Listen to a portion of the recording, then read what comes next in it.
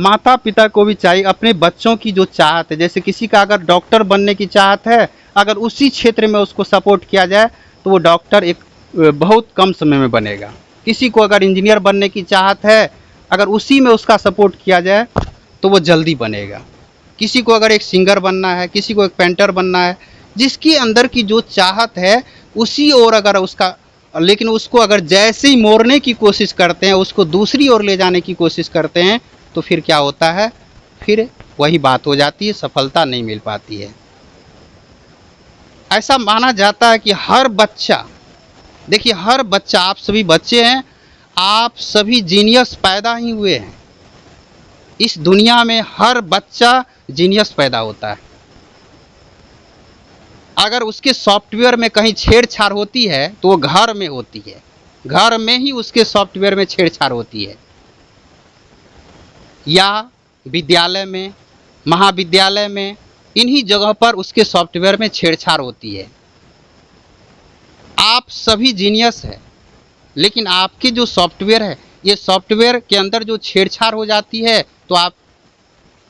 जो बनने के लिए आए हैं वो आप नहीं बन पाते हैं। छेड़छाड़ मतलब क्या होता है वो समझिए। जैसे अगर आज कोई बच्चा अपने पिता को कहे,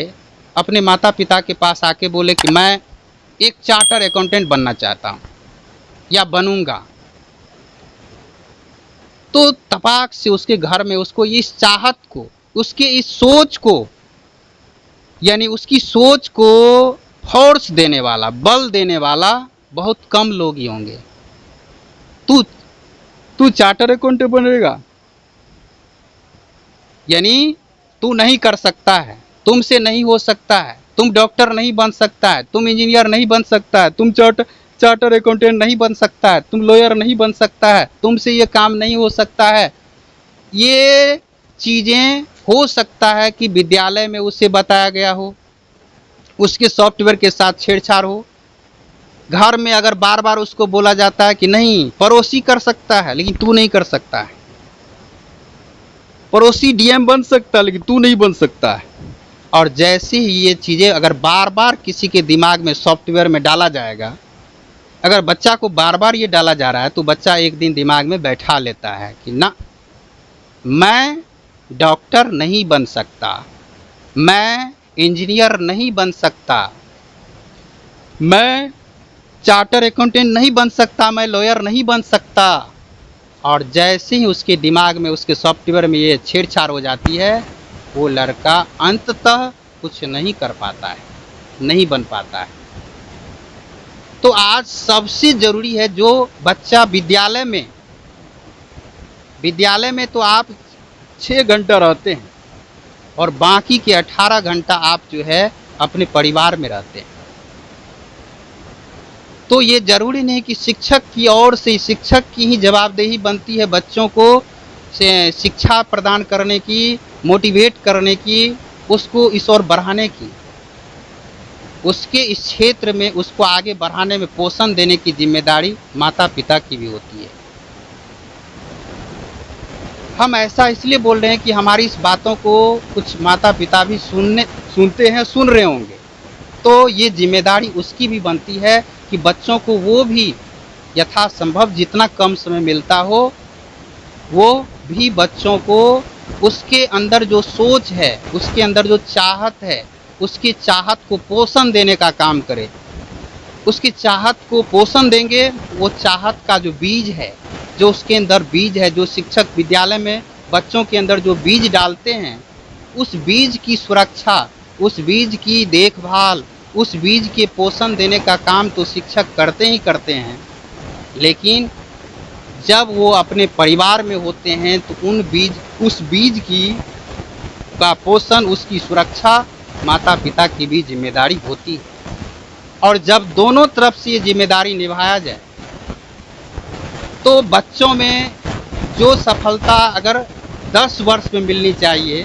वो सफलता अगर माता पिता का भी अगर सपोर्ट हो, समर्थन हो, इसमें सहयोग हो, तो वो सफलता बच्चों में यानी 1 वर्ष में भी लाया जा सकता है। आज यानी सभी जो माता पिता अपने बच्चों को विद्यालय में दे देते हैं, विद्यालय में एडमिशन करा, विद्यालय भेजना शुरू करते हैं, सोचते हैं कि हमारी जिम्मेदारी समाप्त हो गई। अब विद्यालय पर पूरा का पूरा उसका विद्यालय पर आश्रित हो जाते हैं कि विद्यालय को तो हमने दे दिया, विद्यालय नंबर 1 है, हमने बहुत ही सुंदर विद्यालय में अपने बच्चे का नामांकन करवा दिया, वहाँ के शिक्षक अच्छे हैं, विद्यालय अच्छे है, पढ़ाई अच्छी होती है, हमारे बच्चे तो अब अच्छे बन ही जाएंगे, और ये सोच करके इस जिम्मेदारी से मुक्त हो जाते हैं। सभी बात सही है, विद्यालय अच्छे है, शिक्षक अच्छे हैं, अच्छी पढ़ाई होती है, सब कुछ ठीक है, लेकिन ये सोच करके बैठ जाते हैं कि अपनी जिम्मेदारी खत्म है। तो जो देखिए उधर से जितना उस पर फोर्स डाला जा रहा है, जितनी उस पर मेहनत की जा रही है, उस मेहनत में अगर आपका सहयोग हो जाता है तो वो मेहनत में 4 चांद लग जाता है। वो मेहनत बहुत कम समय में सफलता मिल जाती है। तो जिस प्रकार से देखिए, ये दोनों तरफ से जब तक अगर किसी को मान लीजिए कि जैसे एक बच्चा को समझ लीजिए कि एक गेंद की तरह है, आप सभी जैसे आप सभी विद्यार्थी तो अपने आप को एक बॉल समझ लीजिए, आपको गोल तक, आपके लक्ष्य तक ले जाने की कोशिश हर माता पिता करते हैं। आपके माता पिता आपको आपके लक्ष्य तक पहुंचाने के लिए हर संभव कोशिश करते हैं, हर संभव तैयार है, और आपके शिक्षक भी आपके लक्ष्य तक आपको ले जाने की भरपूर कोशिश करते हैं। अब ये दोनों तरफ से अगर आपको सहयोग मिल रहा है तो जो लक्ष्य तक जाने का समय अगर लंबा हो, वो कम समय में आप लक्ष्य तक पहुंच जाएंगे।